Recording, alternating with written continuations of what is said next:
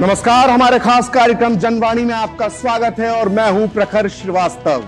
हम लोग पहुंचे हैं ब्रह्मपुत्र नदी के किनारे बसे एक बहुत ही खूबसूरत शहर में। ये एक भारत का बहुत खूबसूरत शहर है। ये वो शहर है जो असम में मौजूद है और असम की राजनीतिक और आर्थिक दिशा तय करता है। न केवल असम बल्कि पूरे उत्तर पूर्व भारत की राजनीतिक दिशा और आर्थिक पिलर इस शहर को कहा जा सकता है। और इस शहर की सबसे बड़ी खासियत यह है कि शहर को भारत की टी कैपिटल यानी चायों के बागान की राजधानी कहा जाता है। और इस शहर का नाम है, इस खूबसूरत शहर का नाम है डिब्रूगढ़। और डिब्रूगढ़ पर इस वक्त ना केवल असम बल्कि पूरे भारत की नजर लगी हुई है, क्योंकि यहां मुकाबला बहुत दिलचस्प हो गया है। क्योंकि यहां से चुनावी मैदान में बीजेपी की तरफ से हैं सर्बानंद सोनोवाल, जो पूर्व मुख्यमंत्री रह चुके हैं असम के, साथ में वो केंद्रीय मंत्री हैं। लेकिन उन्हें चुनौती एक नहीं बल्कि दो चुनौतियां उनको मिल रही हैं। इंडिया अलायंस के दो गठबंधन के जो सहयोगी हैं वो यहां से चुनाव लड़ रहे हैं। यहां से कांग्रेस ने अपने तरफ से जो अपनी सीट जो थी वो एजीपी को दे दी है, यानी असम जातीय परिषद को। और वहीं आम आदमी पार्टी ने दिल्ली में भले ही वो बीजेपी कांग्रेस के साथ है, हरियाणा में साथ है, गुजरात में साथ है, पंजाब में अलग लड़ रही है और अब असम में भी आम आदमी पार्टी अलग लड़ रही है। और आम आदमी पार्टी ने भी एक दमदार कैंडिडेट केंद्रीय मंत्री सर्बानंद सोनोवाल के सामने उतार दिया है। और आज हम न केवल डिब्रूगढ़ के मुद्दों पर बात करेंगे जनवाणी के मंच से, हम असम के मुद्दों पर भी बात करेंगे, किसकी बयार है किसकी बयार नहीं है। साथ ही हम उत्तर पूर्व के मुद्दों की भी बात करेंगे। तो आइए कार्यक्रम की शुरुआत करते हैं। तालियों की गड़गड़ाहट के साथ मैं अपने मेहमानों से आपका परिचय करवाना चाहूंगा। मेरे साथ बैठे हुए हैं हरिप्रसाद गरेड़ी जी, जो बीजेपी के नेता हैं। वहीं मेरे साथ मौजूद हैं राम नारायण सिंह। राम नारायण सिंह जी वैसे तो शिवसेना के असम इकाई के अध्यक्ष हैं, लेकिन यहाँ पर ये पक्ष रखने के लिए आए हैं इंडिया अलायंस का, और इंडिया अलायंस में एजेपी का पक्ष रखने के लिए आए हैं। वहीं हमारे साथ मौजूद हैं तेज तर्रार नेता हैं आम आदमी पार्टी के सौमिक सेनगुप्ता, जो राष्ट्रीय सचिव हैं असम इकाई के, और बड़ी मुस्तैदी के साथ और बड़ी मुखरता के साथ ये आम आदमी पार्टी का पक्ष असम में रखते रहे। और वहीं हमारे साथ मौजूद हैं अनिल पोद्दार जी। अनिल पोद्दार जी असम की जो पत्रकारिता है उसमें किसी परिचय के मोहताज नहीं है। 3-3.5 दशक से असम के अंदर पत्रकारिता कर रहे हैं। असम का जो वो दौर, अशांति का दौर, तब से लेकर राजनीति को बदलते और बनते बिगड़ते अनिल जी ने देखा है। अनिल जी, आपका बहुत बहुत स्वागत। बाकी मेहमानों को भी बहुत बहुत स्वागत। शुरुआत में आपसे करना चाहूंगा, केंद्र में भी आपकी सरकार, असम में भी आपकी सरकार। तो हरिप्रसाद जी, 2014 में 7 सीटें, 2019 में असम में आई 9 सीटें। तो ये आंकड़ा बढ़ेगा, कम होगा या वही रहेगा? क्या स्थिति है बीजेपी की? हम लोगों ने अभी 11 सीटों पे चुनाव लड़ रहे हैं जी, और हम लोग 11 में से 11 सीटें ही हम लोग। बाकी आपके जो एनडीए के सहयोगी उनका क्या हाल है? एनडीए के सहयोगी वो भी जीतेंगे, 11 की 11 में से जीतेंगे। ये तो हवा इस तरह से ही बह रही है। आप तो कह देंगे पूरी 14 में से 14 एनडीए आएंगी। 14 नहीं, 11 में से 11 आपसे बीजेपी की गारंटी ले रहे हैं, सहयोगियों की गारंटी नहीं ले रहे हैं आप? नहीं, सहयोगी भी हमारे साथ जो सहयोगी है वो भी जीतेंगे। पर बीजेपी जो 11 सीट पे अपने उम्मीदवार खड़े किए हैं वो हम लोग ये आपका जो आत्मविश्वास है कि 11 में से 11 बीजेपी जो सीट जीत जाएगी और सहयोगी भी जीतेंगे, अच्छा परफॉर्मेंस करेंगे, मैं अगर आपसे जानना चाहूं कि ऐसे वो क्या कार्य हैं जिसकी वजह से आपको लगता है कि असम की जनता 2024 के लोकसभा चुनाव में बीजेपी को इस बार इतनी सफलता दिलवाएगी? मोदी जी की कुशल नेतृत्व और हमारे असम में हेमंत बिस्वा शर्मा जी का जो नेतृत्व है उनका जो मोदी जी का जो कार्य है, अभी 10 साल का जो कार्यकाल, वो सारे जनता ने देखा है। और हमारे असम में भी डॉक्टर हेमंत बिस्वा शर्मा का जो कार्यकाल है चल रहा है 6 साल से, उसका कार्यकाल देखा। अभी जितने भी हम लोग सभाएं कर रहे हैं, जनता ऐसी हो गई है मदमुक्त बीजेपी के प्रति। दूसरा अपोजिशन कोई है नहीं, कोई दिखता ही नहीं सामने। अच्छा, कुछ ऐसे कार्य बताइए जो लगता हो कि इस चुनाव के मुद्दे में जो है वो बीजेपी को केंद्र में जैसे कि हम लोगों ने गारंटी दी थी जब हम लोग सत्ता में आए थे 14 में, तो हम लोग गारंटी दी थी कि हम लोग राम मंदिर बनवाएंगे। और अभी राम मंदिर बन भी गया। वहाँ हमारे राम मंदिर जो है अभी झुग्गी में नहीं रहते, वो महल में चले गए हैं। वो तो ठीक है, वो तो राष्ट्रीय मुद्दा हो गया। अगर मैं असम की बात करूं, असम की बात है, देखिए हमारे हेमंत बिस्वा शर्मा जी का जो नेतृत्व है, कुशल नेतृत्व और यहाँ में जितने भी इंसर्जेंसी पहले थी कुछ भी नहीं है। असम बिल्कुल शांत है अभी। उनके बाद जो जनता के प्रति उनका जो हम लोग का वो है गवर्नेंस, सपोज महिलाओं के प्रति और जो रोजगार के प्रति सभी पे वो सक्षम उतरे। अभी 1 लाख लोगों को उन्होंने नौकरी दी, 1 रुपया भी किसी ने घूस नहीं दिया, गिन गिन के दिए हैं उन्होंने 1 लाख से ऊपर लोग। और उसके लिए बहुत सुविधाएं हैं, आसनी आती है, अरुणोदय है, गैस फ्री है, 5 लाख का बीमा फ्री है। और ये सब देखे हुए जनता ने मन बनाया है बीजेपी को वोट देंगे। ठीक है रामचरण जी, वैसे तो आप शिवसेना के नेता हैं, लेकिन इंडी अलायंस की मजबूरी कह लें या आपकी प्रतिबद्धता कह लें कि आपको जो है इंडी अलायंस के एक और सहयोगी जो है, जो कांग्रेस उसको दे दिया है, एजेपी को, असम जातीय पार्टी, उसका आपको समर्थन करना पड़ रहा है। लुरिन ज्योति गोगोई मैदान में है, तो एजेपी जो है, या मैं कहूँ पूरी इंडी अलायंस की अगर बात करूँ, डिब्रूगढ़ के संदर्भ में बात करूँ या मैं असम की भी बात करूँ, तो किन मुद्दों को लेकर आप चुनावी मैदान में जा रहे हैं? पहले तो मेरे सभी जनमानस को प्रणाम है और उन शहीदों को प्रणाम है जो 855 शहीद हुए जो असम चुक्ति लागू करने के लिए। आज CAA सबसे बड़ी मुद्दा है। सिटीजनशिप अमेंडमेंट एक्ट जो लागू किया गया, क्योंकि मोदी साहब ने 2014 में मुखली मंच में उन्होंने कहा था, ओपन मंच से कहा था कि हमारी सरकार आप बनाइए, हमें वोट दीजिए, सरकार बनने पर असम चुक्ति लागू करेंगे। असम रिकॉर्ड 1985 में 15 अगस्त को हुआ था और उसको करने में हमारे देश के बहुत सारे नौजवान 855 से ज्यादा ही शहीद हुए थे। और उन्होंने इस वचन के साथ सरकार बनाया कि जनता के सामने कि हम इसको लागू करेंगे और जो भी बांग्लादेशी है उनको बढ़िया विषय लेके यहाँ से वापस जाना होगा। आज वही मोदी जी अभी 2023 को 30 मार्च को CAA लागू करके असम को इसका जो डेमोग्राफी है उसको खत्म कर दिया। आज असमिया अस्तित्व खत्म हो रहा है। असम की असमिया भाषा, जाति, माटी, भेटी, संस्कृति आज खत्म हो रहा है, क्योंकि 1991 का पहले 48% जनता जो है बांग्लादेश के मुसलमान आ गए हमें। आज असम में हम लोग जो असमिया, हिंदू, मुस्लिम, सिख, ईसाई कोई है क्लेश नहीं है, लेकिन 91 में जो आ गए 48%, अभी जो बांग्लादेशी हिंदू अभी जो यहाँ नागरिकता पा जा रहा है CAA की वजह से, तो असम में 80% से ज्यादा बांग्ला भाषी हो जा रहे हैं। तो असमिया भाषा आज समाप्ति के कगार पर आ चुका है। आज असम की स्थिति ऐसा है कि आज हम लोग यहाँ पे जो हम लोग बृहद जो असमिया है आज लघु संख्या होते जा रहे हैं। ठीक है, आपने जो बातें कही उसी से मैं सवाल कुछ मेरे निकलते हैं जो मेरे मन में बड़ा आश्चर्य पैदा कर रहे हैं। जिस तरह की आपने बातें करी, आपने कहा असम आंदोलन के दौरान जो 1979 में शुरू हुआ था 1985 तक चला, 15 अगस्त को समझौता होता उस दौरान 855 लोग शहीद होते हैं इस आंदोलन में। अब मैं आपसे जानना चाहता हूं कि उन 6 साल में सरकार किसकी थी? कांग्रेस की? जरूर कांग्रेस के नेतृत्व में कांग्रेस के सरकार के दौरान 855 लोग असम आंदोलन में शहीद होते हैं और आप लोग उन्हीं से हाथ मिला लेते हो, फिर असम की अस्मिता की बात करते हैं। एजेपी की जो वेबसाइट है उसमें लिखा है असम फर्स्ट। तो ये कैसा असम फर्स्ट है कि जिनके सरकार में रहते हुए 855 लोग शहीद हुए, आज आपने उन्हीं से हाथ मिला लिया? ना, यह एक मजबूरी है। कभी कभी ऐसा होता है कि भाजपा ने भी सरकार बनाने के लिए महबूबा मुफ्ती से जो पीडीएफ गलत करेंगे तो आप भी गलत करेंगे। ना। आपकी पार्टी का जो एजेंडा सिर्फ बांग्लादेशी बाहर करना है या गैर असमियों को भी बाहर करना है?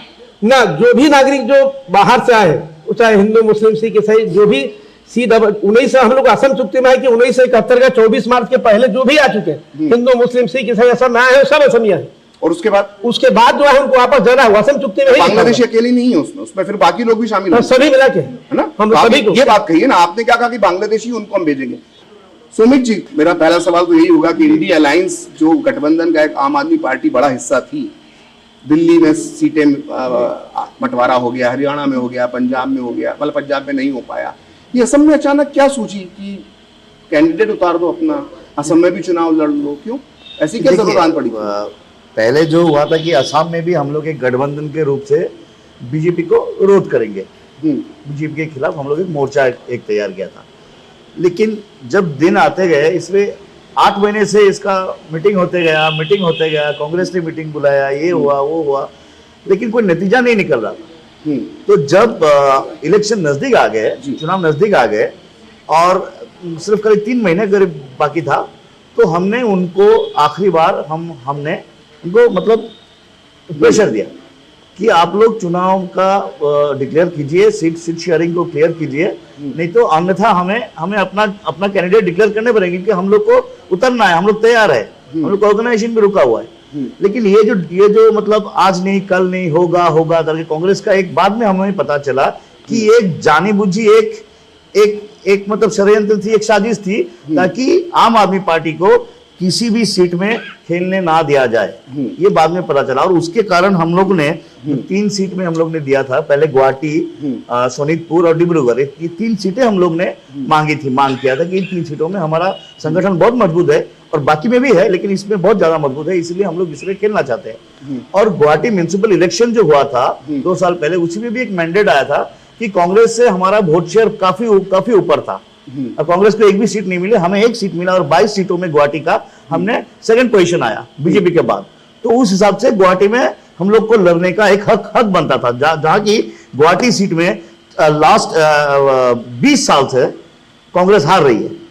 जब कांग्रेस का डबल इंजन था, यूपीए सरकार था, तभी भी बीजेपी गुवाहाटी सीट लेता था।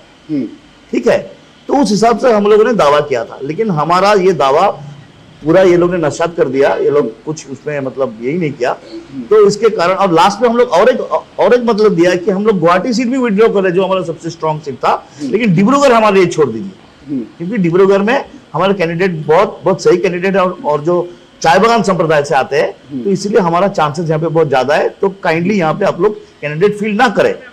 लेकिन आखिर में देखा गया लास्ट मोमेंट पे सारे सीटों में ये लोग दे दिया। आज ये लुरिनजीती जी की बात कर रहे हैं, लुरिनजीती जी सेक्रेटरी था उस गठबंधन का, सेक्रेटरी ने अपने लिए एक सीट रखा और बाकी सारा सीट बाकी कांग्रेस को दे दिया। इस तरह का गठबंधन हुआ ये।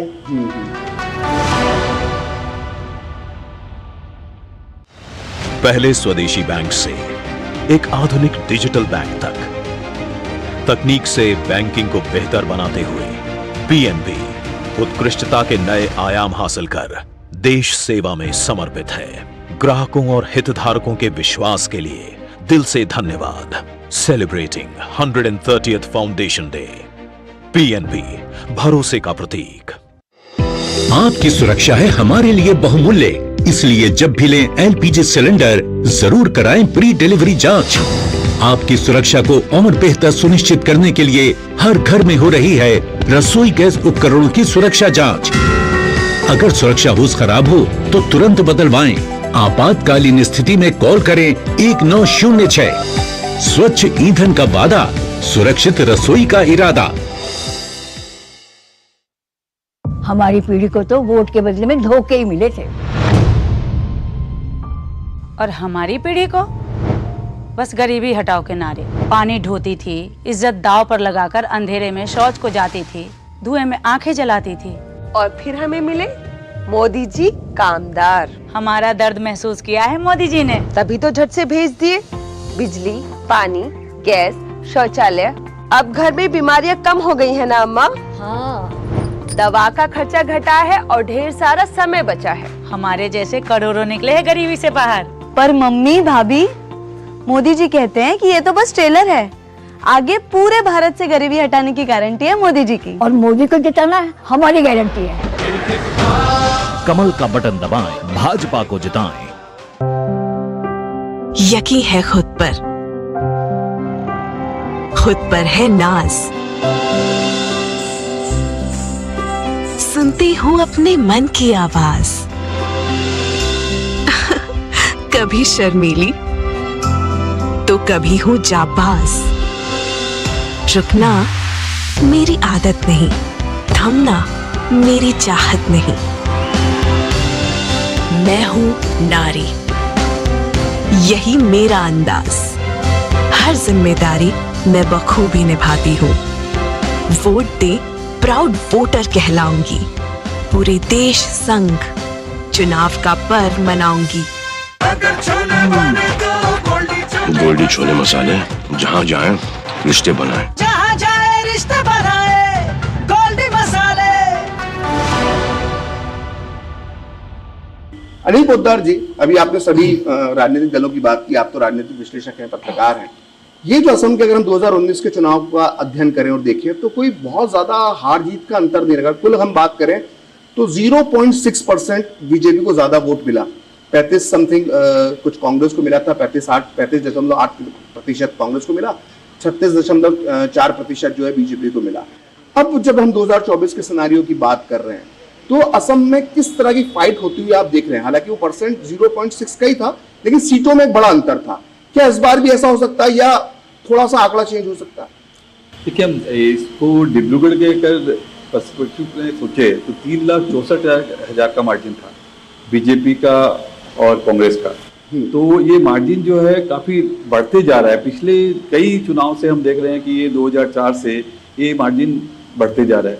2004 में बीजेपी जीती थी, उस समय सर्बानंद सोनोवाल जीते थे, उस समय ये मार्जिन था 18,000। मैं पूरा असम की बात कर रहा हूँ। हाँ, मतलब उस पर्सपेक्टिव में आप देखें तो आप परसेंट मार्जिन बहुत कम है, मार्जिन का डिफरेंसेस बहुत कम है, लेकिन फिर भी जो अभी का जो हालात जो नजर आ रहा है, जिस ढंग से ये राजनीति चल रही है, और इंडिया अलायंस की भी आपने बात कही है कि इंडिया अलायंस में भी जो दिख रहा है कि लगभग सारी सीटों में कांग्रेस ही यहाँ पे प्रत्याशी खड़ा कर रही है, एक सीट को छोड़ के डिब्रूगढ़ सीट में एजेपी है। तो इस ढंग से जो इंडिया अलायंस का जो गठजोड़ है, इसमें भी कहीं ना कहीं ऐसा लग रहा है कि इनके बीच में आपसी जो तालमेल होना चाहिए था, जो दिख रहा था, वो थोड़ा सा कम नजर आ रहा है।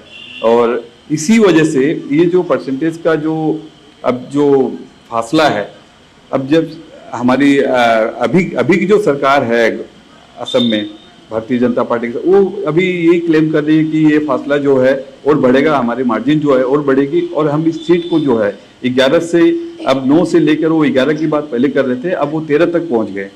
तो उनका यही बिल्कुल एनडीए जो है वो 13 तक दावा कर रहे हैं। धुबरी को उन लोग कहीं ना कहीं ये दावा जो है, ये दावा सच्चाई से कितना करीब है और कितना दूर है? देखिए, इसमें ये कहना मुश्किल है, क्योंकि अभी तक जो अपोजिशन का मेनली आप बोले कि इंडिया अलायंस हो या फिर एजेपी का हो, इनका जो मुद्दा है जाति माति बेटी को लेके एजेपी चुनाव लड़ रही है, और इधर जो यहाँ पे आम आदमी पार्टी का भी जो यहाँ पे कैंडिडेट है, ये करप्शन को लेकर लड़ रही है, या फिर मान लीजिए डेमोक्रेसी खतरे में है, इसलिए ये चाह रहे हैं कि डेमोक्रेसी को बचाने के लिए हम चुनाव लड़ रहे हैं। इस ढंग की कई बात जो है, मुख्य बात जो है, इनके सामने रख रहे हैं। तो इस ढंग से ये जो आसाम के पूरे उससे पर्सपेक्टिव से हम सोचे तो ऐसा लग रहा है कि कांग्रेस जो है इस चुनाव में बहुत ज्यादा कुछ अभी करने में कामयाब नहीं हो पा रही, क्योंकि उनके लीडर के भी जो भी है चुनावी जो प्रचार के लिए आने वाले हैं, एक के बाद एक उनका प्रोग्राम चेंज हो रहा है या फिर कैंसिल हो रहा है, इस ढंग से जो चल रहा है। और बीजेपी दूसरी तरफ जो है एक एक करके सेंट्रल लीडर को और को सबको आगे कर रही है, और चुनाव प्रचार में जो है अभी तक जो दिख रहा है थोड़ा सा आगे चल रही है। हालांकि जो अंडर करंट है, जो का को लेके जो अंडर करंट है, इसको आप नजरअंदाज नहीं कर सकते। सीए को लेकर जो अंडर करंट है वो अभी तक भाप नहीं पा रहे हैं, ना राजनीतिक दल ना विशेषज्ञ। आप ये कहना चाहते हैं? बिल्कुल। वजह क्या है इसकी? देखिए, ये उस समय भी 2019 में जो का आंदोलन शुरू हुआ था, उस समय इसका जो प्रभाव था पूरा असम, पूरे भारतवर्ष इसने इसको देखा है। उसके बाद समय के बाद जो है यहाँ पे असेंबली चुनाव हुए, तो बीजेपी को लगने लगा कि का जो मुद्दा है इतना अहम मुद्दा नहीं था, इसलिए उन्होंने जो बाजी मार ली थी उस समय। लेकिन उसके बाद जब का एक कानून में बदल गया, तब से फिर ये मुद्दा फिर से गरमाने लगा। और अब जब इसको जिस तरह के आंदोलन 2019 में देखने को मिले, तो उस तरह के आंदोलन तो नहीं। आंदोलन देखने की उस समय से आप सही कह रहे हैं कि इस बार कम मिला, लेकिन इसकी एक वजह भी है। इस बार जो सरकार है काफी सख्त थी, वो किसी भी तरह के आंदोलन को या फिर किसी को प्रोटेस्ट को वो सह देने के मूड में नहीं थी, और पूरी कड़ाई से इसको निपट रही थी। और इसीलिए भी हो सकता है कि जो भी मंच है, जो भी इसको विरोध कर रहे थे, सामने आने से कतरा रहे थे, क्योंकि उनको जेल में डालने के लिए धमकी दी जा रही थी, और इस तरह के आंदोलन जो भी करेंगे उनके ऊपर जो है कड़ा से कड़ा एक्शन लिया जाएगा। इस तरह की एक जो सिचुएशन पैदा कर दी थी, ये भी एक कारण है। और हालांकि हम इसको भी नकार नहीं सकते कि का को लेकर जो उस समय का जो एक माहौल था, उसमें बदलाव आया है, लोगों की सोच में चेंज आया है, इसको भी हम नकार नहीं सकते। क्या सीए बीजेपी के लिए सही में सीए को लागू करना जो है वो बीजेपी के लिए खतरनाक हो सकता है असम में? क्या बीजेपी को इससे राजनीतिक नुकसान पहुंच सकता है? नहीं, ऐसी तो कोई बात नहीं है। बीजेपी का जो असम में या पूरे भारत में इम्प्लीमेंट किया गया जी, वो एक सोची सब्जी हम लोग का वो है, क्योंकि जो 19 में का को लेके भ्रमित किया गया, यहाँ के जो स्थानीय नेता वासु के थे, जनता को भ्रमित किए। इतने करोड़ लोग बस जाएंगे, इतने 1.5 करोड़ 2 करोड़ लोग असम में आ जाएंगे, बाहर से पाकिस्तान से आ जाएंगे, बांग्लादेश से आ जाएंगे, ये भ्रमित किया गया। जब कानून जब इम्प्लीमेंट हुआ जी, तो अभी तो किसी ने भी भारत अप्लाई किया नहीं है। लेकिन जो बात अनिल जी कह रहे हैं वो कह रहे हैं कि अंडर करंट हो सकता है। क्या इस अंडर करंट का ताप जो है वो आपने महसूस किया? मतलब मैं आपसे, मेरा मतलब है कि आपकी पार्टी ने महसूस किया है कि नहीं किया है कि अंडर करंट? नहीं, ऐसी कोई अंडर करंट नहीं। अंडर करंट एक आदमी अभी ने सिर्फ पोर्टल में अप्लाई किया है। ठीक है, आपने बहुत अच्छा जिक्र कर दिया, एक आदमी ने पोर्टल में अप्लाई किया है। तो राम नारायण जी, आप जिनके समर्थन में बैठे हुए हैं, एजीपी, ठीक है, तो लुरिन ज्योति जी गोगोई जो थे, उन्होंने 2019 में इस पूरे आंदोलन को लीड किया असम में। वो कह सकते हैं कि एक बड़ा चेहरा थे, और उन्होंने उस वक्त एक बयान दिया था जो बड़ा प्रसिद्ध हुआ था, और वो दिल्ली और तमाम नेशनल मीडिया में भी वो बयान चला था कि 2 करोड़ बांग्लादेशी जो है वो असम में आ जाएंगे। अब जब पोर्टल आता है और लोग अप्लाई करते हैं, तो जो हरिप्रसाद जी ने कहा, एक व्यक्ति ने अप्लाई किया, तो जो 5 लोग शहीद हो गए थे उस आंदोलन में, क्या उसकी नैतिक जिम्मेदारी नहीं बनती कि आपने जिस तरह से लोगों को सीए के खिलाफ भड़काया, आपने कहा 2 करोड़ बांग्लादेशी आ जाएंगे, और जब पोर्टल बनता है तो उसको सिर्फ एक ही आदमी अप्लाई करता है, तो जो 5 लोग बेचारे शहीद हुए, उसकी जिम्मेदारी किसकी बनती है? ना, यह जिम्मेदारी वर्तमान सरकार की बनती है। कारण मैं बता रहा हूँ, और पहले एक बात बता देना चाहता हूँ कि भड़काने वालों की नहीं बनती। नहीं, मैं बता रहा हूँ, हम भड़का नहीं रहे, रियलिटी बता रहा हूँ कि बाहर एक आदमी पोर्टल में यहाँ तो आ चुके हैं, रियलिटी है। अभी जो 33% बांग्लादेशी हिंदू जो CAA में नागरिक बन जाएंगे, ये जो 30 मार्च के बाद नागरिक बन जाएंगे, एक वोट देंगे अगला विधानसभा में। अभी वोटर नहीं हो, वो पहले से आ चुके हैं, करोड़ों बांग्लादेशी आ चुके हैं। उनको आंसू ने आंदोलन किया, असम की जनता ने, हमने आंदोलन किया कि उनको बाहर खदेड़ना है, बांग्लादेश भेजना है। 1971 से 24 मार्च 1971 से लेकर आज तक लगभग 40 साल समय है। इस समय में जो आ चुके हैं उनको खदेड़ने की बात हो रही है। अब नया एक आने की बात नहीं कर रहा हूँ, वो तो आ चुके हैं, उसको सरकार ने नागरिक बना दिया, तो एक वोट बैंक उनका परमानेंट हो जाएगा, और असम का अस्तित्व धीरे धीरे त्रिपुरा की तरह हो जाएगा। और त्रिपुरा राज्य में त्रिपुरी आदमी की संख्या ही नहीं है, बांग्लादेशी मुल्क का ही आदमी मुख्यमंत्री है। तो वहां की जनता, हम लोग यही चिंता कर रहा है कि हम लोग का असमिया अस्तित्व खत्म हो रहा है। और सबसे बड़ी बात है कि वो इस चुनाव में 13 जो आज हमारे मुख्यमंत्री नागरिक जी बोल रहे हैं कि 13 हम लोग जीत रहे हैं, एक नहीं जीत रहा, वो एक लुरिन ज्योति गोगोई जीत रहे हैं यहाँ से। मैं सर्टेनली बोल रहा हूँ कि असम में 16 लाख मतदाता है। 13 की गारंटी नहीं ले रहे आप?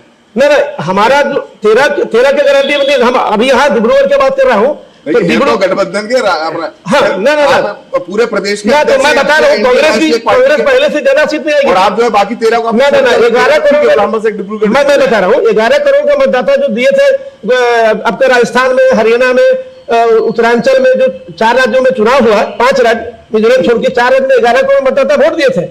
उसमें सिर्फ तेलंगाना में हमारा इंडिया का कांग्रेस ने जीता, इंडिया अलायंस का, बाकी 4 राज्य भाजपा ने जीता। लेकिन 11 करोड़ में 4 करोड़ 90 लाख वोट दिए। अब ये आप अलग किस्म का गणित बताने लगते हैं कि मेरे हिंदी में 50 नंबर थे, फिजिक्स में 25 है, और दोनों को जोड़ दो, बीच का ये इसको राजनीति में इस गणित को नहीं माना जाता। कांग्रेस भी अभी जो आप सुन रहे हैं, अब सीए को लेकर बातचीत चल रही है, वैसे आपकी पार्टी का रुख तो दिल्ली में केजरीवाल जी स्पष्ट कर चुके हैं। असम में आप सीए के खिलाफ जो मुद्दे उठा रहे हैं, वो क्या पॉइंट्स हैं जिसकी वजह से पार्टी विरोध कर रही है? देखिए, अरविंद जी ने जो सीए के बारे में बताया वही हमारा स्टैंड है यहीं पे, जो कि हम सीए के अगेंस्ट में हैं, और हम नहीं चाहते कि ऐसे भी, देखिए अनएम्प्लॉयमेंट इतना हो गया है यहाँ पे, लोगों के पास जमीन का पट्टा नहीं है, पट्टा का लेके एक बहुत बड़ा आंदोलन हो चुका है असम में, और बहुत सारे मतलब प्रॉब्लम्स है, मतलब भूखमरी है, बहुत कुछ है। तो इसमें अगर आप बाहर से अगर आप फॉरेनर्स को लाके यहाँ पे सेटलमेंट देने की बात करो, तो वो जायज नहीं है। पहले अपना घर संभालो, फिर उसके बाद अगर कुछ बचा, मतलब ये रहा, तो फिर दूसरों को मदद करना।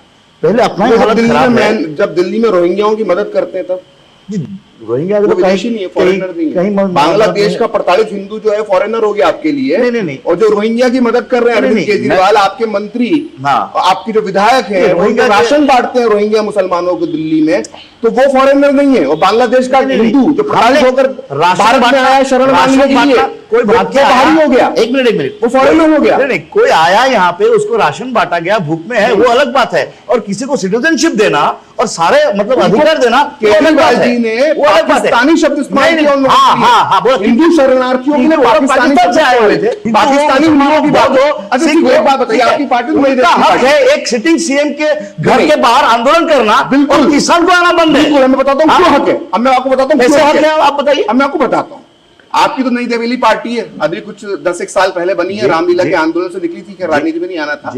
आपने 1947 में जब भारत का बंटवारा हुआ था, तो पंडित जवाहरलाल नेहरू का भाषण तो सुना होगा, आधी रात की आजादी नियति के साथ मिलन। उसमें वो एक बात कहते हैं कि अगर हमारे इस बंटवारे की वजह से हमारे कुछ साथी अगर रह गए हो, तकलीफ में है, तो हमारा कर्तव्य होगा कि हम करेंगे। फिर कांग्रेस कार्य समिति का प्रस्ताव आता है 1947 नवंबर में, उसमें उसकी बात की जाती है, नेहरू और लियाकत एक्ट में उसकी बात की जाती है। वो प्रताड़ित हैं, वो शरणार्थी हैं, वो घुसपैठिए नहीं है। घुसपैठियों और शरणार्थियों में अंतर करना आपको सीखना होगा। ठीक है, मैं कभी घुसपैठिए शब्द यूज नहीं किया। और एक बात सुनिए, ठीक है, आप लोग ला रहे लोग, तो फिर अब जो ला रहे हैं, तो आप ये डंपिंग ग्राउंड असम को क्यों बना रहे? काहे इसको स्प्रेड नहीं कर रहे हो आप सर इंडिया में? काहे गुजरात में नहीं बिठा रहे हो? काहे हरियाणा में नहीं दे रहे हो? किस लिए आसाम में क्यों? क्योंकि आसाम का जो डेमोग्राफी है वो खतरे में है। एसएमईज जो यहाँ के जो मतलब खिलंजिया है, वो संख्या लघु हो रहा है, तो उसके भी तो ध्यान दिया। और इतना आंदोलन हो गया यहाँ पे, फिर मानवीयता का भाव तो रखा जा सकता है। बांग्लादेशी हिंदुओं के लिए मानवीयता का भाव तो रखा जा सकता है। ऑब्वियसली क्यों नहीं? हम सीए पे काफी बात कर चुके हैं, हमें थोड़ा सा हम अगर आगे बढ़े तो यहाँ जब हम देखते हैं कि अनिल जी एक बहुत बड़ा मुद्दा जो है वो पी ट्राइब्स जो है उनको लेकर बड़ा मुद्दा है। ना केवल डिब्रूगढ़ में उनकी बड़ी संख्या है, बल्कि पूरे असम में बहुत बड़ी संख्या, और असम के विकास में उनका एक बहुत बड़ा योगदान है। ये जो राजनीतिक मुद्दा है, जो सबकी राजनीति के साथ शुरुआत से चलता आ रहा है और अब भी चल रहा है, क्योंकि आम आदमी पार्टी की आतिशी आई, उन्होंने कह दिया कि हम 400-450 रुपए मेहनताना देंगे। बीजेपी कह रही है कि जो 140 के करीब हुआ करता था, अगर मैं सही हूं तो, उसको हमने 251 कर दिया। तो ये जो फैक्टर है, ये ना केवल डिब्रूगढ़ बल्कि पूरे असम में कितना असर दिखा सकता है? देखिए, ये जो मुद्दा है 250 रुपए जो अभी वेजेस है, डेली वेजेस, और अलग अलग पार्टियां 400-450 तक की बात कर रही है, तो ये जो ग्राउंड लेवल के जो वर्कर्स है उनको ये इफेक्टिव होगा उनके ऊपर, क्योंकि असर करेगा। ये बात तो जायज़ सी बात है, क्योंकि उनको लगता है कि ये काफ़ी दिनों से प्रताड़ित है और ये वेजेस जो है बढ़ना चाहिए। आज के मुकाबले ये बहुत कम है। और बीजेपी की जो सरकार है, ये भी जो है 140 से लेकर अभी 250 तक पहुंची है, तो ये भी बोल रही है कि हम इसको बढ़ा रहे हैं और आगे भी हम बढ़ाएंगे। लेकिन ये मुद्दा जब पॉलिटिकल इलेक्शन होता है, उस समय ये मुद्दा गर्माता है। उसके बाद जो है कोई भी पॉलिटिकल पार्टी इसमें ज़्यादा इसको अमल करने में अपनी जो भी एक्टिविटीज है वो नहीं दिखाती है। अब चुनाव के समय में जब भी आता है तो निश्चित तौर पर जो चाय के जो वेजेस, डेली वेजेस करने वाले लेबर्स है, उन पे इम्पैक्ट आता है इसका। लेकिन इसको वोट में तब्दील करने के लिए कितनी कामयाबी मिलेगी, ये थोड़ा सा कहना कठिन होगा, क्योंकि अभी जो सरकार की नीति है, अभी वर्तमान सरकार जो है जिस तरह से अपने जो बेनिफिशरीज की स्कीम्स है चाय बागानों तक पहुंचाई है, अलग अलग आप बोलिए सड़क बोलिए या फिर कोई भी डेवलपमेंट, इसको लेके बीजेपी अभी चुनाव पर उतरी है कि डेवलपमेंट का मुद्दा लेके। यहाँ का एक फ्लड का भी बहुत बड़ा प्रॉब्लम है, इरोसिस का बहुत प्रॉब्लम है। इस तरह की जो है यहाँ पे एयर कनेक्टिविटी की बात है, जो यहाँ पे अभी तक ये एयरपोर्ट जो है इतना पुराना पड़ा हुआ है, बना हुआ है नया एयरपोर्ट, इसमें रात को फ्लाइट नहीं चलती है, जबकि सारी फैसिलिटीज है, इंफ्रास्ट्रक्चर खराब हो रहा है। ये जो मुद्दे है, ये मुद्दे को लेकर सरकार अभी तक जो है कोई ध्यान नहीं दे रही है। हालांकि अल्फा का अभी एक जो पीस अकॉर्ड हुआ है, उससे लोगों को थोड़ा सा उसमें मोदी जी पिछले 10 साल में 10 से ज्यादा समझौते असम में अलग अलग कर चुके हैं और काफी बड़ी तादाद में उग्रवादियों ने सरेंडर भी किया है, तो ये तो उपलब्धि है। बिल्कुल। लेकिन अभी जो इस पूरे अल्फा समस्या के पीछे जो मूल जो व्यक्ति है परेश बरुआ, अभी भी वो मूल धारा में आए नहीं है, बातचीत के टेबल पर आए नहीं है। तो ये मुद्दा अभी भी आप पूरी तरह से सुलझा बोल के आप नहीं बोल सकते, अभी भी कुछ इसमें काम बाकी है। तो सरकार देखते हैं आगे आने वाले समय में क्या करती है। लेकिन कुछ विषय जो है, ये विषय को अभी तक जो है यहाँ पे सरकारों ने, जो भी सरकार है, पिछली सरकार हो, ये सरकार हो, कांग्रेस की सरकार हो, इन लोगों ने ध्यान नहीं दिया। ये बात सही है। लेकिन चाय वाला मुद्दा जो आपने बताया, वो मुद्दा को लेके गवर्नमेंट जो है इसको अलग तरीके से डील करने की सोच रही है, लेकिन अभी तक जो है मुद्दा सुलझा हुआ है। ठीक है, जल्दी टिफिन पैक करो। राजू, मोबाइल छोड़ो। अरे दीदी, वो बैंक का नंबर चाहिए, रिफंड ही नहीं आया है। मिल गया। अब भी कॉल करता हूँ दीदी। बिना नंबर जांचे? अक्सर जालसाज बैंक की नकली वेबसाइट और फर्जी नंबर से पैसों की धोखाधड़ी करते हैं। तो फिर सही नंबर? बैंक की ऑफिशियल वेबसाइट या तो कार्ड। आपने तो बचा लिया दीदी। काम से नहीं। आरबीआई कहता है, सही वित्तीय बर्ताव करे आपका बचाव। अगर छोले बने तो गोल्डी छोले मसाले, जहाँ जाए रिश्ते बनाए। जहाँ जाए रिश्ते बनाए गोल्डी मसाले। हमारी पीढ़ी को तो वोट के बदले में धोखे ही मिले थे। और हमारी पीढ़ी को बस गरीबी हटाओ के नारे। पानी ढोती थी, इज्जत दाव पर लगाकर अंधेरे में शौच को जाती थी, धुएं में आंखें जलाती थी। और फिर हमें मिले मोदी जी कामदार। हमारा दर्द महसूस किया है मोदी जी ने, तभी तो झट से भेज दिए बिजली, पानी, गैस, शौचालय। अब घर में बीमारियां कम हो गई है ना अम्मा? हाँ। दवा का खर्चा घटा है और ढेर सारा समय बचा है। हमारे जैसे करोड़ों निकले हैं गरीबी से बाहर। पर मम्मी भाभी, मोदी जी कहते हैं कि ये तो बस ट्रेलर है, आगे पूरे भारत से गरीबी हटाने की गारंटी है मोदी जी की। और मोदी को जिताना हमारी गारंटी है। कमल का बटन दबाएं, भाजपा को जिताएं। इसलिए मुझे लगता है कि बहुत देर से हमारे जो जनता है वही बैठी हुई है। जनवाड़ी शो का नाम है, तो आप में से कोई सवाल अपने मेहमानों के साथ पूछना चाहे? मेरा प्रश्न बीजेपी प्रतिनिधि से ये है, बीजेपी ने तो बहुत काम किया है, बहुत ऐसा ब्रिज बनाया है। अभी सर्बानंद सोनोवाल जी वाटर ब्रिज का ये है मिनिस्ट्री संभाल रखा है, शिपिंग का।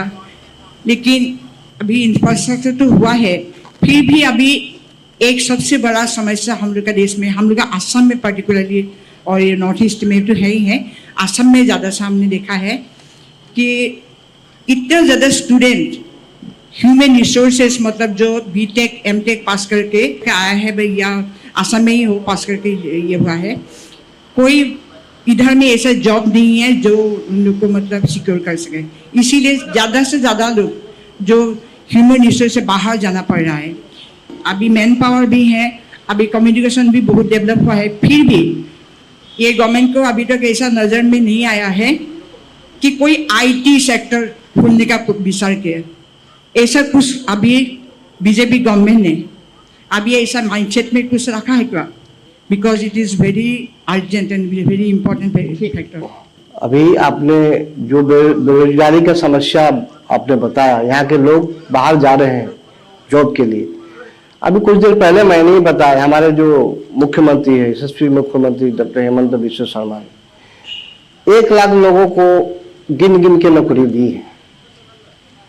असम के जो भी पढ़े लिखे बेरोजगार थे उनको 1 लाख लोगों को नौकरी दी है।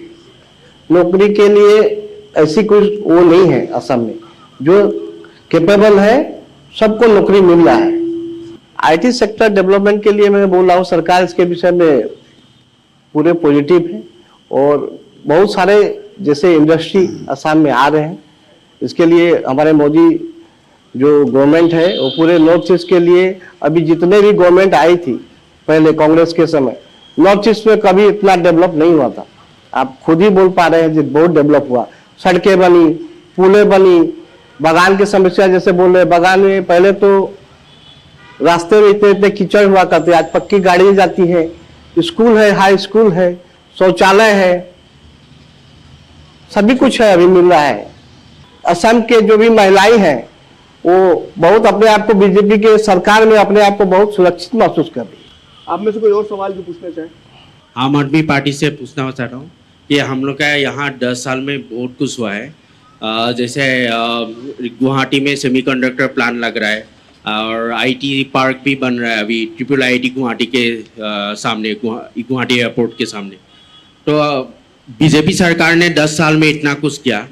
मैं कहना चाह रहा हूँ, आप किस मुद्दे पे लड़ेंगे? एम्प्लॉयमेंट बढ़ रहा है, इंफ्रास्ट्रक्चर हो रहा है यहाँ, आप किस चीज में चुनाव लड़ेंगे? ओवरऑल डेवलपमेंट हो रहा है हम लोग का यहाँ। हम लोग असली डेवलपमेंट में चुनाव लड़ रहे हैं, डुप्लीकेट मतलब डेवलपमेंट में नहीं। मैं आपको बता रहा हूं, आप बोल रहे हैं कि बेरोजगारी नहीं है, आपको तो आप एजुकेटेड है, स्टूडेंट शायद लगते हैं, आपको पता है कि मतलब इंडिपेंडेंस के बाद आज जो रोजगार को बेरोजगारी का डेटा है सबसे हाईएस्ट है इंडिया में, नंबर 1। और ये बोल रहे हैं कि 1 लाख नौकरी दिया है, तो 2 लाख नौकरी देने का बात था हर साल। वो क्या हुआ वो वादा? 5 साल हो गया, अभी 5 साल में 10 लाख मतलब देने का बात था, 1 लाख ही दिया इन लोगों ने। और आप जो बोल रहे हो हॉस्पिटल्स के बारे में, अब कभी GMC Guwahati medical college hospital जो है वो आसाम का सबसे बड़ा हॉस्पिटल है, कभी आप उसका इमरजेंसी डिपार्टमेंट पे जाके देखो, अगर आपको सुबह 10 बजे पाँव टूटता है तो शाम को 5 बजे आपको एक्सरे करने को मिलेगा। एक ही एक्सरे मशीन काम करता है, हजारों लोग लाइन पे लगा हुआ है। कितना बुरा हालत है। बिल्डिंग बना दिया लेकिन उसमें डॉक्टर नहीं है, नर्स नहीं है, मशीन नहीं है, और जहां पे मशीन है मशीन का ऑपरेटर नहीं है, सारा हॉस्पिटल बेकार पड़ा हुआ है। ये जो जाता है हॉस्पिटल में उसी को मालूम पड़ता है कि क्या हालत है। आयुष्मान कार्ड एक निकला है 5 लाख रुपए का, आप कभी आयुष्मान कार्ड लेके जाओ, आपका अगर 20,000 रुपया खर्चा हुआ हॉस्पिटल का, 10,000 रुपया आपका जेब से देना पड़ेगा। तो आपने जो बताया आयुष्मान कार्ड में फ्री नहीं होता है, ये सरासर झूठ है, क्योंकि मैंने अपना भैया का इलाज किया है। तो आप किस नहीं, मैंने भी करवाया, मैंने भी 4-5 आदमी का करवाया। एक कैंसर का पेशेंट बी बरुआ में नागालैंड से आया था आयुष्मान कार्ड लेके, उनका जो हालत हुआ मेरे सामने, मैं जानता हूं। लेकिन हम लोग तो 4 बार किया है भैया का, एक बार भी एक पैसा भी नहीं खर्चा हुआ है। आपको नहीं मालूम हो सकता है जी। मैं बोलना चाहूंगा, मैं खुद ही बोलना चाहूंगा। मैं खुद ही अभी मेरे बाल कटवा के आया हूँ, बाल कटाया, मेरा भाभी का इंतकाल हुआ, उनको कैंसर हो गया था, और उसी बी बरुआ में उसी आयुष्मान कार्ड से 5 लाख का ट्रीटमेंट फ्री हुआ है। 5 लाख का ट्रीटमेंट मैंने अपने खुद भाभी का ट्रीटमेंट उसी कार्ड से फ्री कराया।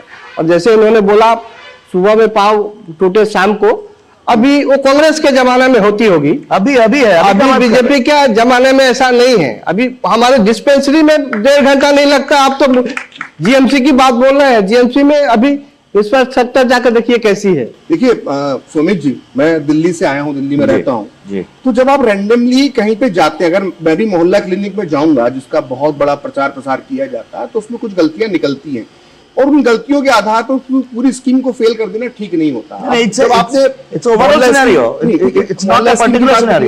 मोहल्ला स्कीम की बात देख ली, अभी आतिशी जी डिब्रूगढ़ आई थी और उन्होंने पूरे डिब्रूगढ़ के जो भाषण था उसमें उन्होंने डिब्रूगढ़ की तो कम बात की, दिल्ली मॉडल की बहुत बात। बिल्कुल, उन्होंने बार बार दिल्ली मॉडल बताया, दिल्ली मॉडल बताया, दिल्ली मॉडल बताया। आज की तारीख में भारत का जो आम जनमानस है वो दिल्ली मॉडल का मतलब समझता है शराब घोटाला। दिल्ली के मुख्यमंत्री जेल में है, दिल्ली के उप मुख्यमंत्री जेल में है, बिल्कुल, सत्येंद्र जैन जेल में है, बिल्कुल, संजय सिंह बाहर है लेकिन जमानत पे बाहर है, और नाम लेकर चले गए हैं वो आतिशी जी और सौरभ जी का, उनका भी कोई भरोसा नहीं है। नहीं। तो क्या ये मॉडल असम में लाना चाहती है आम आदमी पार्टी?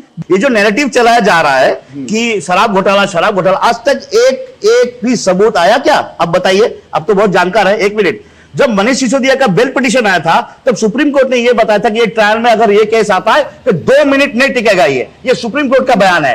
आज तक मनीष सिसोदिया जी को 2 साल से पकड़ा रखा है, ट्रायल अभी तक स्टार्ट नहीं हुआ। क्यों ट्रायल करने में आपको ये? एक मिनट मुझे खत्म करने दीजिए। अरविंद केजरीवाल जी को डाला है, वो पीएमएलए का जो एक्ट है वो कांग्रेस का बनाया हुआ था, जो पीएमएलए एक्ट है, लेकिन उसका जो धारा है सेक्शन 50 वो बीजेपी ने 2017 में चेंज किया। ठीक है, और इतना बारीकी से चेंज किया कि जो एक्ट एक नार्को टेररिज्म के अगेंस्ट में कांग्रेस ने लाया था, वही एक्ट आज बीजेपी विरोधियों नेताओं के जेल में डालने के लिए डाल रहा है। कोई जेल का प्रावधान नहीं है उसमें, सारे बड़े नेता कहते हैं। मेरा सवाल इसलिए आप वो नैरेटिव मत दीजिए कि नहीं, आप वो नैरेटिव मत दीजिए कि शराब घोटाला को हिसाब से जानता है। क्या स्कूल और इस पर नहीं जानता है? बाइकी मून वो आया। अब मेरी बात भी ठीक है, आपने कोर्ट की सारी कार्रवाई, पीएमएलए कोर्ट और सब बता दिया। अभी हाल में जब हाई कोर्ट में जमानत कैंसिल हुई, बिल्कुल, तो उसमें जो जज ने टिप्पणियां की, अगर हम उस पर बात करेंगे तो वही टिप्पणी आप जो टिप्पणी की बात कर रहे हो, वही टिप्पणी संजय सिंह के बारे में भी यूज किया था, वही टिप्पणी सुप्रीम कोर्ट ने खारिज कर दिया। अगर सुप्रीम कोर्ट ने भी जमानत नहीं दिया, बिल्कुल मानेंगे। चलिए, बिल्कुल। अनिल जी, जो आपने देखा कि आम आदमी पार्टी के प्रवक्ता का तेवर देखा, और आपने जिस तरह के उन्होंने पूरे मुद्दे उठा रहे हैं असम के, और असम की जो समस्याओं से जुड़े मुद्दे उठा रहे हैं, तो क्या आपको लग रहा है कि जो हम सोचते थे कि असम में जो तीसरा एक दल निकल के आया था छात्रों की राजनीति के रूप में, क्या आपको लगता है कि आम आदमी पार्टी भी असम में जगह बना सकती है, या सिर्फ कुछ क्षेत्रों तक सिमट कर रह जाएगी? देखिए, आम आदमी पार्टी का जो है अभी चुनाव की फील्ड में इन्होंने सिर्फ अभी म्युनिसिपल इलेक्शन में ही अपना जगह बनाना शुरू किया है।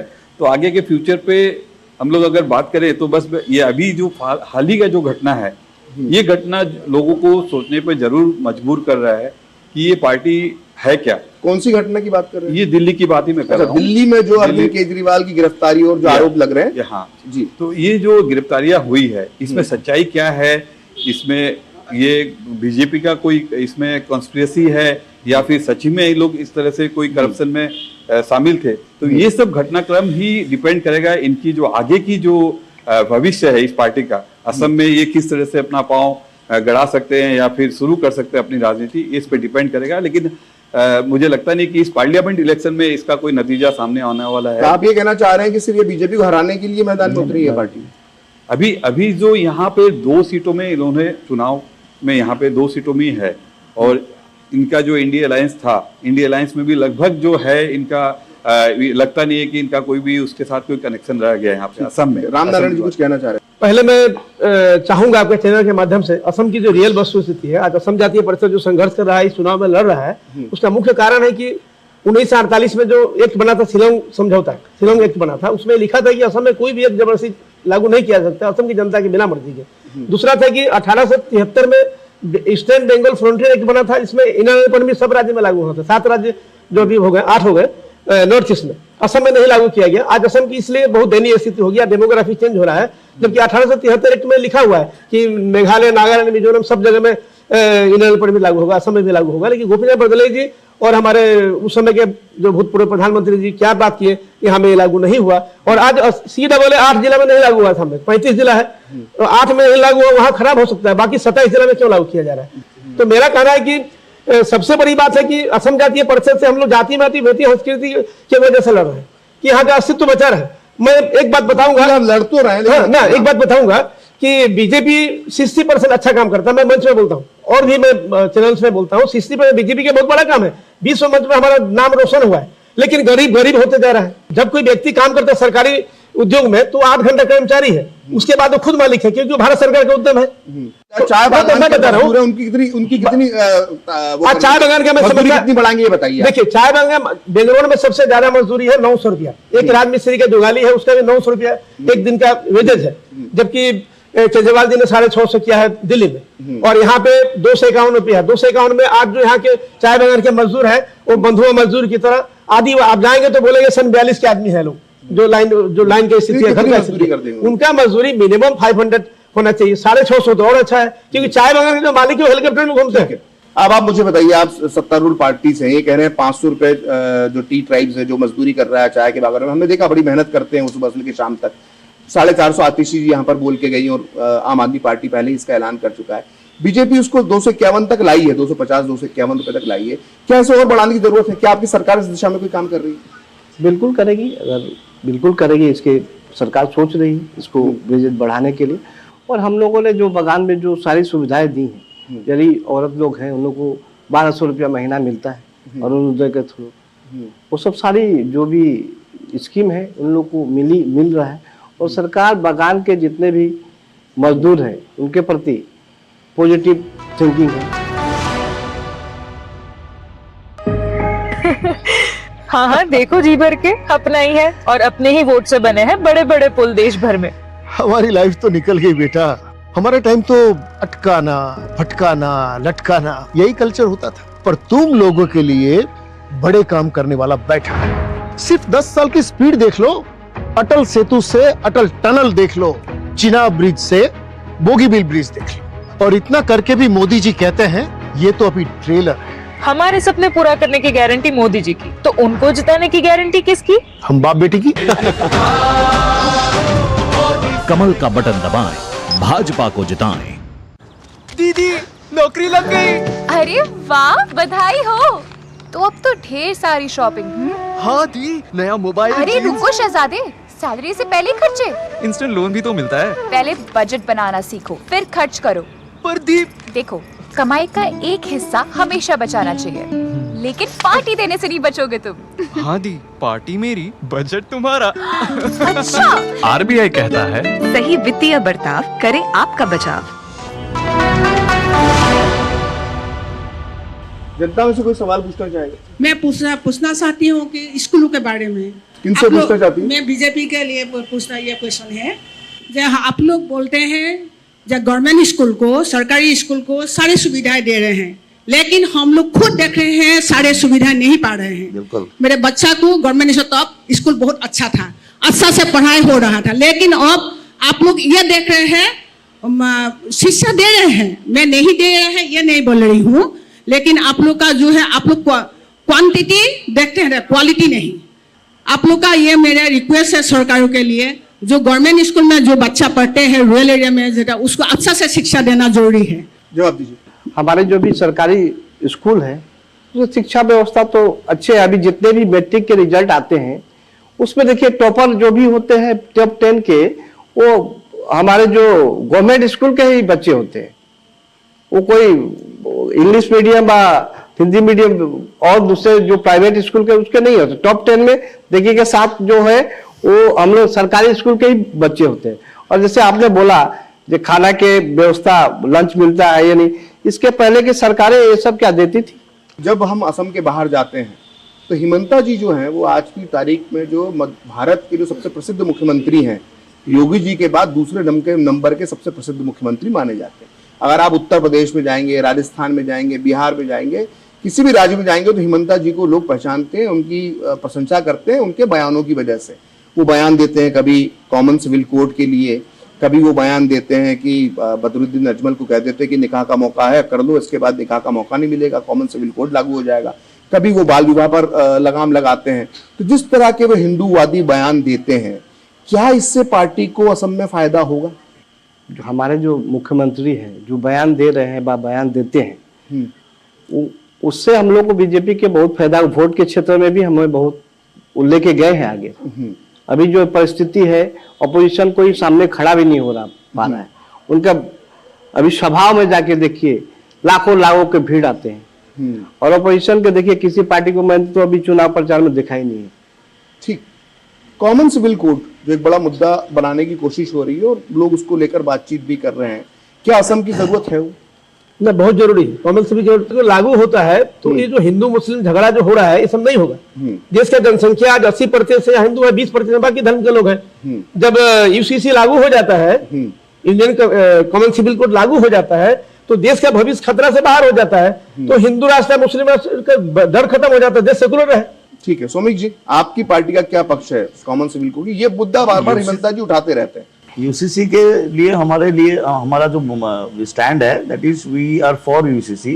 हम यूसीसी के ये हैं और हम एक इक्वल जो एक समान एक मतलब अधिकार सबके लिए, उसमें हम लोग समर्थन करते हैं।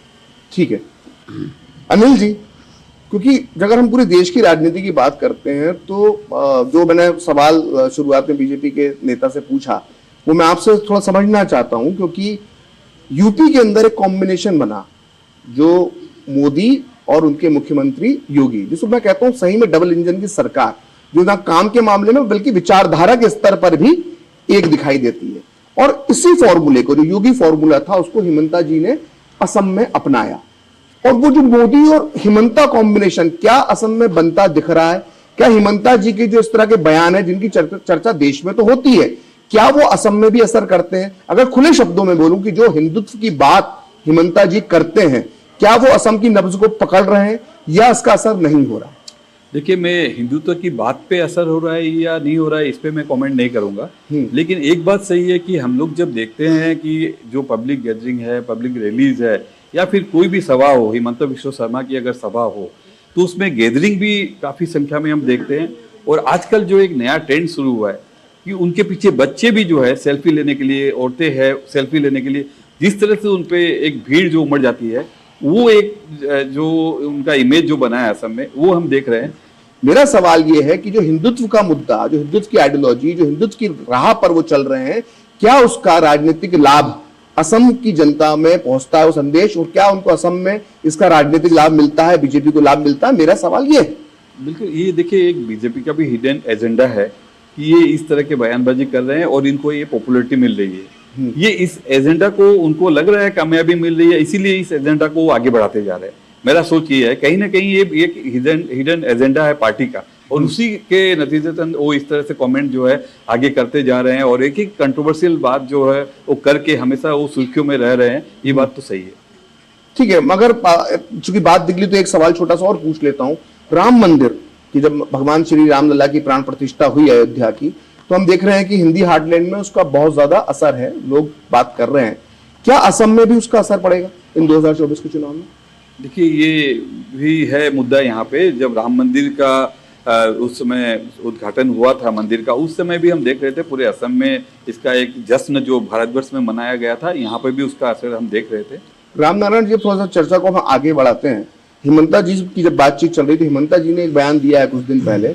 उन्होंने कहा है कि जो कांग्रेस और सहयोगी दल है उसको वोट देने की जरूरत नहीं है, क्योंकि ये भी जीत भी गए एक अभी गलती से, तो जीतने के बाद ये बीजेपी में आ जाएंगे। तो क्या इस बात की गारंटी की एजीपी अगर चुनाव जीतती है तो उसके जो सांसद बनेंगे, अगर बनते हैं तो वो वापस वो बीजेपी में तो नहीं आ जाएंगे? ना, कभी नहीं आएंगे, 100% सही है। अच्छा, एक बड़ी खबर है डिब्रूगढ़ में सुनने में आई है कि भले ही जो है वो आपको सहयोगी दल मानकर जो है कांग्रेस ने अपने हिस्से की सीट आपको दे दी, लेकिन जो कांग्रेस के कार्यकर्ता हैं वो आप लोगों को मदद नहीं कर रहे हैं। और चूंकि पार्टी नहीं है तो संसाधन भी नहीं है, धन का भी अभाव होगा, और ऊपर से जो कांग्रेस पार्टी के असम की शुरुआत से जो इतनी पुरानी पार्टी है उसके कार्यकर्ताओं की आपको मदद नहीं मिल रही। इसे कहने को अलायंस है बस। आज असम की जनता जाग चुका है। असम में 2 फैक्टर है, आप बात घुमाने लगते हैं। मेरा सवाल यह है कि कांग्रेस के कार्यकर्ता एजीपी की मदद कर रहे हैं कि नहीं कर रहे हैं, या चुनाव प्रचार असम की जो कांग्रेस से कार्यकर्ता कर रहे हैं, ध्रुव गोगोई वहाँ के एमएलए है, वो दिन रात लगे हुए हैं, बाकी जगह के जो एमएलए है वो लगे हुए हैं।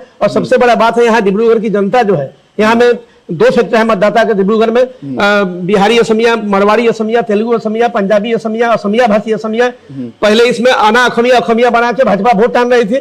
आज जो सभी जो जनता कांग्रेस के कार्यकर्ता जी जान से लगे, आपको पूरा एकदम जी जान से लगे, मैं खुद देख रहा हूँ। लोग तो ये कह रहे हैं कि राहुल जी का बिल्कुल आना तय था, बिल्कुल डिब्रूगढ़ का राहुल जी का आना तय था, लेकिन कैंसिल हो गया। सबसे बड़ी बात है कांग्रेस के फंड पे फीडबैक दिया आज भाजपा ने कांग्रेस के फंड से तो तय नहीं किया होगा, राहुल जी को किसी ने फीडबैक दिया होगा ना डिब्रूगढ़ में कि आज इधर रैली करने की जरूरत। आज एक बता रहा हूँ, धनबल की जो आज चुनाव हो रही है, इसमें सबसे बड़ा बात है कांग्रेस के फंड को भारत सरकार ने सीज कर दिया है। वर्तमान सरकार ने लीन अमाउंट मतलब कि बहुत बड़ा क्षति है। समय कम है। आज रोहिणी ज्योति को सुमित जी, आपके जो उम्मीदवार है मनोज धनवार, उनका मैं एक बयान पढ़ रहा था, शायद टाइम्स ऑफ इंडिया में छपा है। उन्होंने कहा कि हमारा टारगेट 2026 है। तो कहीं ऐसा तो नहीं है कि सिर्फ जो है वो जैसे टेस्ट मैच खेलने से पहले रणजी ट्रॉफी का टूर्नामेंट होता है, ऐसा प्रैक्टिस मैच तो नहीं खेल रहे इस लोकसभा चुनाव में कि हमारा टारगेट 2026 है, चलो एक प्रैक्टिस मैच यहाँ पर खेल लेते हैं? 26 हमारा टारगेट है, लेकिन ऐसा नहीं है कि ये हम लोग टेस्ट मैच खेल रहे हैं। यहाँ पे भी जो हम लोग अभी मेहनत कर रहे हैं 2 कॉन्स्टिट्यूशन में, वो हम लोग अपना जितना सामर्थ्य है, अपना दल का जो जितना शक्ति है वो लगा के हम लोग ये सीट निकालने की कोशिश कर रहे हैं। तो इसका मतलब ये नहीं कि हम लोग टेस्ट मैच लड़ रहे हैं यहाँ पे। ठीक है। अनिल जी, एक सवाल, अब थोड़ा डिब्रूगढ़ और असम से बाहर निकले। अगर हम, क्योंकि हम डिब्रूगढ़ ऐसा शहर है जो पूरे उत्तर पूर्व भारत की जो है राजनीति में भी उसका एक दखल है, तो जो बात हो रही है नॉर्थ ईस्ट को लेकर, बीजेपी ने जो अपने लक्ष्य बना रखे हैं और 25 में से 18 सीटें पिछली बार आई थी, तो क्या इस बार ये दावा कर रहे हैं, हिमंता दा तो ये कह रहे हैं क्योंकि वो पूरा उत्तर पूर्व के एक तरह से एनडीए के प्रभारी हैं, तो वो तो दावा कर रहे हैं कि 25 में से हम 22 सीटें लेकर आएंगे। तो क्या उत्तर पूर्व में तस्वीर बदलती दिखाई दे रही है? क्योंकि ये बात तो सही है कि पिछले 10 साल में 70 दौरे कर चुके हैं प्रधानमंत्री नॉर्थ ईस्ट के, और विकास भी हमें अब नजर आता है। तो क्या ये दावा कि अब 25 में से 22 सीटें हम जीत लेंगे, ये कितना करीब दिखता है दावा सत्यता से? देखिए, ये दावा 18 तो जीत चुके हैं, ये तो हमको सबको पता ही है जी। अब जो इसमें बढ़ोतरी करने के लिए जब से वो नेडा के एक कोऑर्डिनेटर बने हैं हिमंत बिस्वा शर्मा, तब से वो लगे हुए हैं। 8 स्टेट्स में वो जा भी रहे हैं, एक्टिविटीज भी है। हालांकि अभी मणिपुर को लेके थोड़ा सा कंट्रोवर्सी चल रहा था, लेकिन ये जो उनका एक आंकड़ा है 18 से वो बढ़ोतरी कर पाएंगे, तो ये जो प्रभाव उनका है नेडा का हैसियत से, वो 8 स्टेट्स में जिस तरह से दौरा किया और कोऑर्डिनेशन वो करने में कामयाब हुए थे, तो लगता है उसमें उनको कामयाबी मिलती हुई नजर आ रही है। अब कितनी सीट उनको ज्यादा मिलेगी या फिर इससे कम मिलेगी ये कहना मुश्किल है, लेकिन ये तो तय है कि उनका कोऑर्डिनेशन जो है ये 8 स्टेट में, अगर ये कामयाबी मिलती दिख रही है तो उसकी क्या वजह आप देखते हैं? ये तो आप हम ये कहेंगे कि उनके जो कोऑर्डिनेशन का जो उनका जो आप हुनर बोल सकते हैं, उनका क्वालिटी बोल सकते हैं, उसी पे बीजेपी दाव लगा रखी है। हालांकि जो ऊपर से जो दिल्ली से मोदी है या फिर अमित शाह जी है, ये लोग जो है उन्हीं पे दाव खेल रहे हैं। हिमंत बिस्वा शर्मा को भी पूरी जिम्मेदारी वो दे के रखे हैं नॉर्थ ईस्ट के लिए। और बीजेपी बार बार दावा करती है कि नॉर्थ ईस्ट में 10 साल में विकास हुआ, पहले उपेक्षा होती थी। क्या वो धरातल पे नजर आता है नॉर्थ ईस्ट में? क्या सही में विकास हुआ है?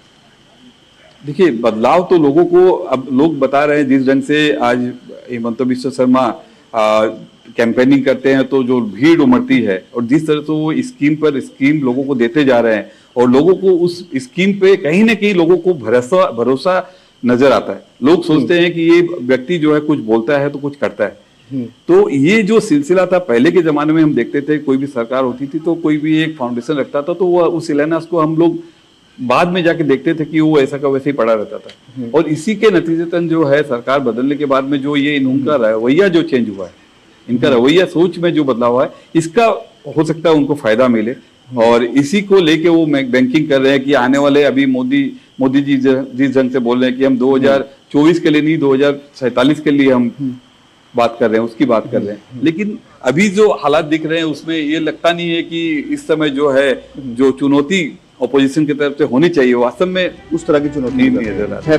समय का अभाव है, हमें इस चर्चा को यही विराम देना होगा। आप चारों मेहमानों का बहुत बहुत धन्यवाद।